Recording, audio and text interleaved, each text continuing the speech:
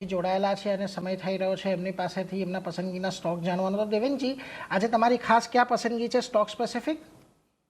બિલકુલ stock specific વાત કરીએ આપણે આઈટી સેક્ટરમાં બાઇંગ જોઈ છે, વેરએસ એફએમસીજી કાઉન્ટર્સ જે છે એમાં સેલિંગ જોવા મળે છે. એક શોર્ટ પોઝિશન બનાવવાની સલાહ છે. ડાબરમાં continuous lower top lower bottom structure જોવા મળે છે. 20 દિવસના એક્સપોનેન્શિયલ મૂવિંગ એવરેજ થી રિજેક્શન આ કાઉન્ટરમાં જોવા મળે છે. 435 ની આસપાસ હમણાં આ કાઉન્ટર ટ્રેડ કરે છે. ફ્યુચર્સ લેવલની વાત કરું છું તો આ લેવલ્સ પર આ કાઉન્ટરમાં શોર્ટ કરવાની સલાહ રહેશે. જે સ્ટોપ લોસ છે એ ઉપરમાં 442 નો રાખવાની સલાહ રહેશે. 442 ના સ્ટોપ લોસ સાથે આ કાઉન્ટરમાં એક શોર્ટ પોઝિશન બનાવવાની સલાહ રહેશે. નીચેમાં આપણે ટાર્ગેટની વાત કરીએ તો 420 સુધીના લેવલ્સ ડાબરમાં જોવા મળી શકે, તો ડાબરમાં આ લેવલ્સ પર શોર્ટ કરવાની સલાહ છે.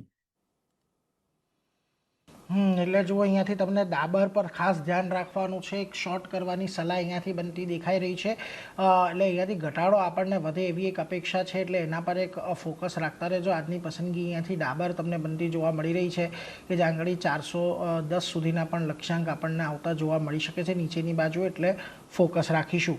પરંતુ આગળ